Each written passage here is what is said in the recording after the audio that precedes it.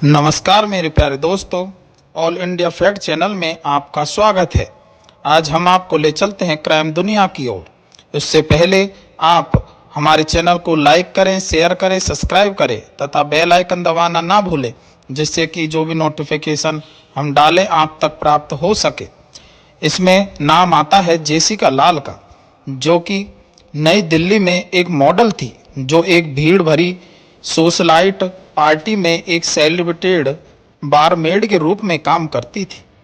जब 30 अप्रैल 1999 को लगभग 2 बजे उनकी गोली मारकर हत्या कर दी गई थी। दर्जनों गवाह ने सिद्धार्थ वरिष्ठ की ओर इशारा किया।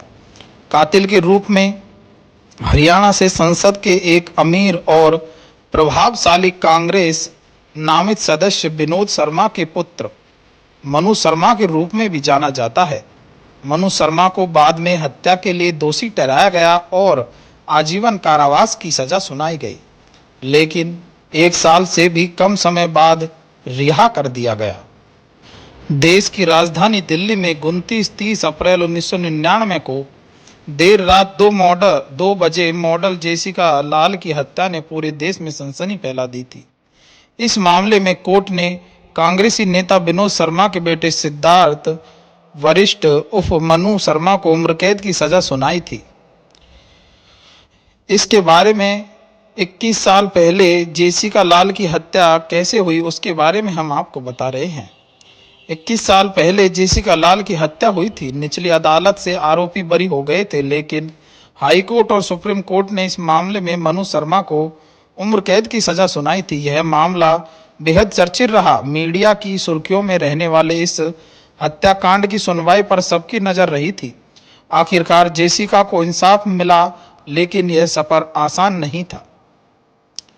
29 अप्रैल 1999 को मेहरौली स्थित कुतुब कोलिनडेड रेस्टोरेंट में सोशलाइट बीना रमानी ने पार्टी दी थी। इसमें राजधानी की कई नामी हस्तियों ने शिरकत की थी। रात में मनु शर्मा अपने दोस्तों के साथ वहां पहुंचा। रात के 2 बज रहे थे। पार्टी में शराब सर्व होने का टाइम खत्म हो चुका था। तभी मनु शर्मा ने जेसिका लाल से शराब की मांग की। जेसिका ने मना किया। नाराज मनु शर्मा ने अपनी पिस्टल से फायरिंग की। पहली गोली हवा में और दूसरी जेसिका के सिर में मारी। उसके बाद मनु अपने दोस्तों के साथ फरार हो गया। इसमें महत्वपूर्ण गवाह भी सामने आए हैं, जो कि बाद में मुकर गए थे। मौके पर पहुंची पुलिस ने इस मामले में 101 गवाह बनाए, जिसमें श्यान मुंशी व बीना रमानी आदि प्रमुख थे। श्यान मुंशी मामले का शिकायती बना और उसी के बयान के आधार पर एफआईआर दर्ज हुई, लेकिन सुनवाई के दौरान मुख्य गवाह श्याम मुंशी व अन्य अपने बयान से मुकर गए। कुल 33 महत्वपूर्ण गवाह अपने बयान से मुकर गए। श्याम मुंशी ने बयान दिया कि मनु शर्मा वह आदमी नहीं है जिसने गोली चलाई थी। उसने यह भी कहा कि गोली एक पिस्टल से नहीं बल्कि 2 पिस्टल से चली थी। पुलिस की स्टोरी थी कि मनु ने अपनी पिस्टल से पहली गोली हवा में चलाई थी और फिर उसने जेसिका की गोली मारकर हत्या कर दी थी। पुलिस ने दोनों कारतूसों के खोखे CSFL भेजे और वहां की रिपोर्ट में बताया कि दोनों गोलियां अलग अलग पिस्टल से चली थी। हालांकि बीना रमानी और उनकी बेटी मालिनी रमानी और उनके परिवार के लोगों ने मनु शर्मा की पहचान की और पुलिस की कहानी को सपोर्ट किया। बीना रमानी ने बयान दिया कि काउंटर पर मनु शर्मा खड़ा था। तभी उन्होंने एक के बाद एक 2 गोली चलने की आवाज सुनी। उन्होंने देखा कि जेसिका जमीन पर गिरी है। श्यान को पुलिस को फोन करने को कहा और मनु शर्मा को वहां रोककर कहा कि उसने क्यों मारा। बाद में वह वहां से भाग गया। बीना ने अदालत में मनु शर्मा की पहचान की थी। मामले की लंबी सुनवाई के दौरान मनु को जमानत मिल गई। 21 फरवरी 2006 को पटियाला हाउस स्थित तत्कालीन एडिशनल सेशन जज SL भयाना ने तमाम आरोपियों को बरी करते हुए पुलिस की जांच प्रक्रिया पर सवाल उठाए। निचली अदालत ने यह भी कहा कि तीनों चश्मीदा गवाह बयान से मुकर गए हैं। मौके से बरामद कारतूस के खोखे 2 अलग अलग पिस्टल से चलने की बात सामने आई है। ऐसे में पुलिस की सिंगल गन थ्योरी सही नहीं लगी। इस फैसले को पुलिस ने हाई कोर्ट में चुनौती दी। दी थी। पुलिस ने कहा कि निचली अदालत ने सिर्फ 3 चश्मिदा गवाहों पर जोर दिया, जबकि गवाह दीपक भोजवानी, बीना रमानी और उनकी बेटी मालिनी रवाली ने साफ कहा कि मौके पर मनु शर्मा मौजूद था। सुनवाई के दौरान मनु शर्मा यह बताने में असफल रहा कि उसकी लाइसेंस पिस्टल कहाँ गई। पुलिस ने इस पिस्टल से हत्या की बात कही थी। जिस गाड़ी से आरोपी भागे थे उसे नोएडा से बरामद किया गया और उसके शीशे बदले गए थे।